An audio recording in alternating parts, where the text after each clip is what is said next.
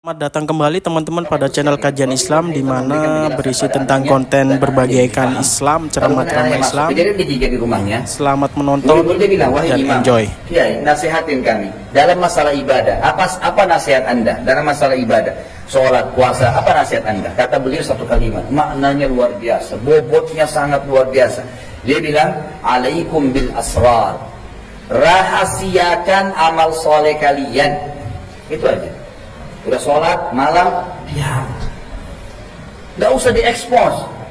Ada orang masuk ke kantor kerja, aduh pegel nih, kenapa? Semalam tahajud. Untuk apa? Untuk apa Bapak Ibu sekalian? Kalau mau diceritakan kepada orang, ada saran saya begini. Kalau mau jalankan silakan. Siapa target Anda untuk diceritakan besok sholat malam? Datangin rumahnya jam 2 malam, ketuk, pasang sejadah, nih saya mau sholat, lihat ya. Nggak usah tunggu besok, repot-repot. Ngapain? Gitu kan? Rahasiakan. Kata Nabi Muhammad SAW dalam hadis riwayat Muslim, Inna Allah yuhibbut taqiyul ghani. Allah cinta dengan seorang hamba yang taqi. Taqi itu patuh sama Allah. Yang diperintahkan kerjakan, dilarang tinggalkan. Yang halal nikmatin, yang haram tinggalkan. Itu orang yang bertakwa. Dan ghani, kaya, suka berinfak, wal khafi, dan suka menyembunyikan, merahasiakan amal soleh. Tolong perbaikin poin ini ya. Saya sering sebarkan di pengajian saya. Kalau mau umroh sama haji, nggak usah pakai alamat acara walimah safar. Tahu nggak apa itu walimah? Ada yang tahu artinya? Ya, makanan, acara makanan untuk orang kawin, nikah. Itu walimah. Di Indonesia supaya ada bahasa Arabnya, dipakai walimah tambah safar, perjalanan. Berarti acara makanan perkawinan untuk orang safar. Apa hubungannya? Saya pernah tanya di Jakarta sama jemaah saya, Bapak Ibu sekalian mau umrah mau haji nih, ngapain buat walimah safar? Coba jawab apa adanya. Untuk didoain Ustaz. Baik, kalau untuk didoain, Bapak Ibu keliru.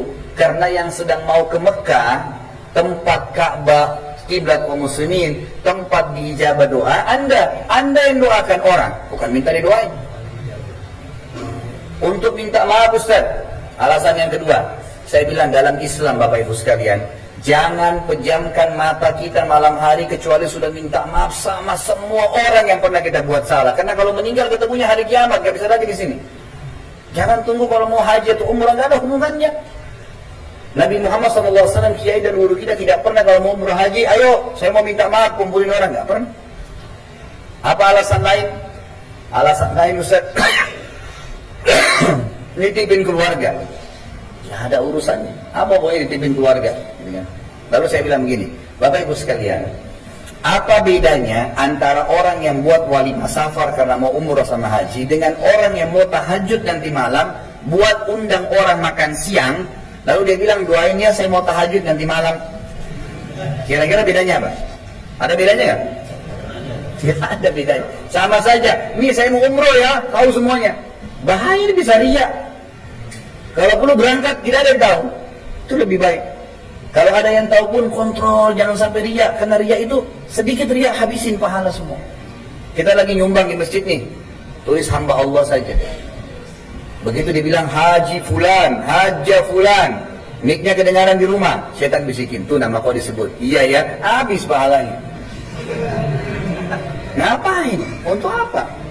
Harus rahasiakan. Kalaupun ada orang tanya, boleh pulang masjid, kamu dari mana? Dari masjid. Niat betul kontrol, memang karena mau jawab saja.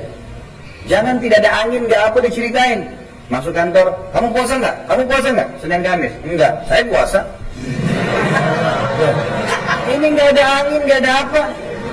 Riak, nggak boleh. Diam aja.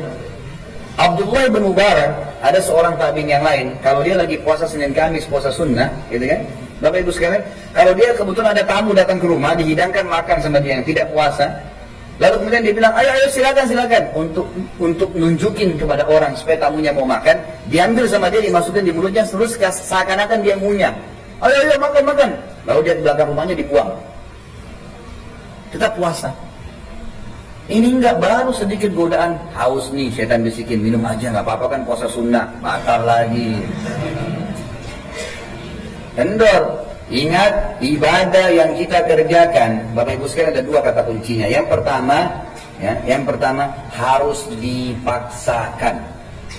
Kalau bapak ibu nggak paksain di sholat tahajud, sampai mati nggak bakal tahajud. Dan masalahnya buku amal kita kosong terus dari tahajud. Nggak bisa, harus paksakan.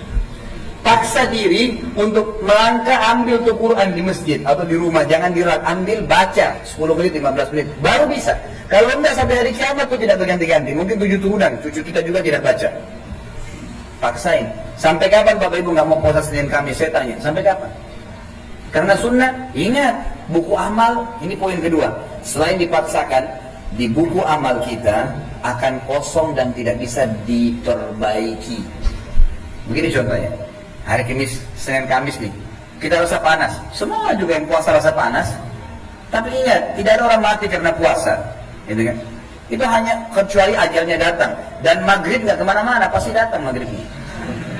Ini enggak, seumur hidupnya Ramadan aja terus. Itu pun Allah luar biasa keluhannya. Panaslah beginilah, 1 bulan ya. Padahal pahalanya banyak, gitu kan. Kalau Bapak Ibu tidak Senin Kamis, nggak berdosa. Tapi ingat, buku amal kita hari Senin, tanggal 1 Mei misalnya, tidak puasa nih. Buku amal kita hari Senin itu mestinya ada catengan. Puasa Senin Kamis, kosong. Dan biar Bapak Ibu nangis darah, nggak bisa perbaiki sampai hari kiamat. Saya pernah terapkan subhanallah dalam hidup saya, kita berbagi ya. Saya pernah tangkap kisah Sa'id bin Musayyib, seorang ulama tabi'in yang masyhur. Beliau mengatakan tentang dirinya, dan ini tidak masuk riya kalau kita bisa ngontrol ya. Masuk firman Allah, fa'amma binikmati rabbika fahaddits. Ada nikmat Allah yang boleh kita ceritakan dari ibadah asal bisa ngontrol, tidak riya, gitu kan. Dia mengatakan, saya menjaga sholat 5 waktu di masjid selama 40 tahun, tidak pernah ketinggalan takbiratul ihram pertama imam. Imam Allah Akbar, dia Allah Akbar 40 tahun, bayangin. Subuh, duhur, asar, maghrib, isya di masjid terus. Luar biasa. Ada hadis Nabi apa? Siapa yang menjaga 40 hari takbiratul ihram pertama imam, Imam Allah Akbar, dia Allah Akbar 40 hari, dijamin baginya hilang dari sifat kemunafikan. Tidak akan jadi munafik selamanya, nggak pernah bohong selamanya, nggak pernah khianat amanah, nggak pernah pungkiri janji selamanya. Allah janji itu 40 hari tadi non-stop. Ini orang 40 tahun.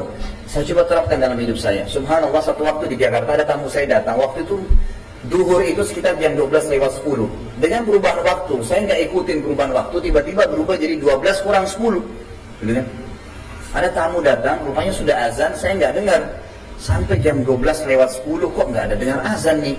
Jam 12:12 kok belum azan. Saya bilang sama tamu, ayo kita ke masjid yuk, kayaknya sudah masuk waktu nih. Saya ke sana, subhanallah, sudah sujud rakaat pertama. Saya bilang perubahan waktu kalau gitu, kita masuk. Begitu saya mau takbir, subhanallah, mau sujud ikutin walaupun hilang 1 rakaat, saya sempat muhasabah sejenak. Beberapa detik saya bilang, subhanallah, saya bahkan tidak bisa bilang sama imam, kembali dong ke rakaat pertama, saya mau ikut dari awal. Gak bisa. Buku amal saya sampai hari kiamat di waktu itu masbuk 1 rakaat. Gak bisa diperbaiki. Dan ini nanti yang membedakan derajat kita di surga, Bapak Ibu sekalian. Jangan sia-siain amal baik. Kalau amal buruk, orang maksiat 50 tahun taubat, Allah bisa ampuni. Amal pahala nggak bisa, amal baik. Jangan sia-siakan. Saya pernah keluar dari talim di Jakarta, subhanallah. Ada satu ibu, habis talim, kebetulan azan duhur. Ibu itu bajunya tua sekali sama anaknya. Terus kasih isyarat minta uang. Saya kena takut ketinggalan sholat, gitu ya. Kemudian saya bilang, Bu, sebentar saya sholat dulu ya, saya ke masjid. Selesai sholat sunnah, saya kembali, ibu itu sudah tidak ada. Saya cari-cari nggak ada. Sampai saya naik mobil saya 3 kali saya putar di situ. Tidak ketemu ibu-ibu. Lalu kemudian saya sempat muhasabah. Saya bilang sama diri saya sendiri, ini penting ya, muhasabah diri saya itu penting. Saya mengatakan pada diri saya, subhanallah, ya Khalid, mestinya tadi kau keluarkan uang berapa detik sih? Korek kantong kasih. Tapi syaitan bisa masuk di situ. Nanti aja habis sholat. Orang perlu, dia sudah pergi. Dan orang ini mustahil bisa terulang, saya kasih lagi. Buktinya 3 kali saya putar, saya nggak ketemu. Hilang sudah kesempatan. Boleh dapat, tapi dari yang lain. Ini sudah nggak ada. Allah datangkan kesempatan emas untuk beramal saleh. Ini penting.